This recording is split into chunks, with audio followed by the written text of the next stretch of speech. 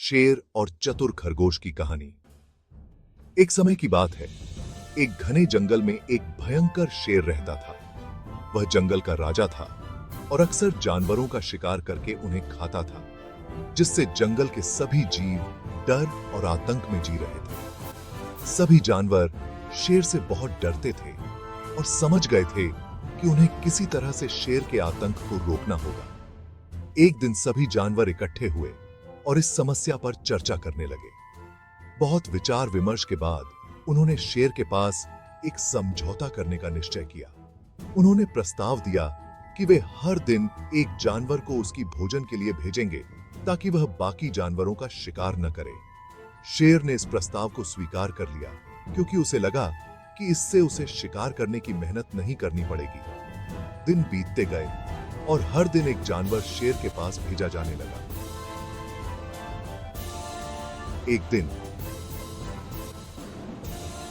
हमारे चालाक छोटे खरगोश की बारी आई। खरगोश ने सोचा कि वह शेर को कैसे चकमा दे सकता है और सभी जानवरों को उसकी क्रूरता से कैसे बचा सकता है। खरगोश ने जानबूझकर अपनी यात्रा में देरी की और शेर की गुफा में बहुत देर से पहुंचा। शेर गुस्से से गरजा, तुम इतनी देर क्यों कर रहे हो? क्या तुम्हें पता नहीं मैं भूखा हूं? खरगोश ने डर का नाटक करते हुए कहा, हे महान राजा, कृपया मुझे माफ कर दीजिए।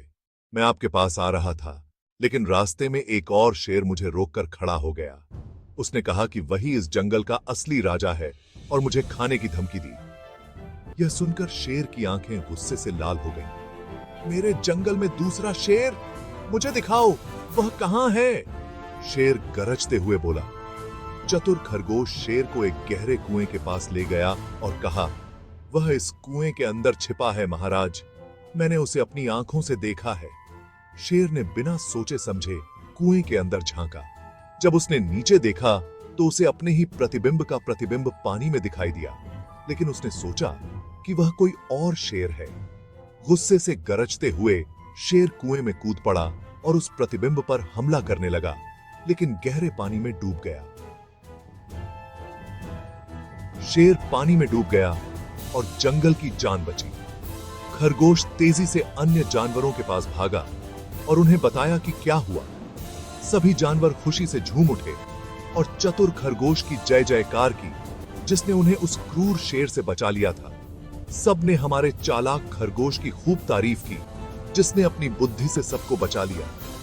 सीख मिली ना, दिमाग और चतुराई से बड़ी ताकत को हराया जा सकता है। कहानी से शिक्षा, बुद्धिमानी और चतुराई से बल को मात दी जा सकती है।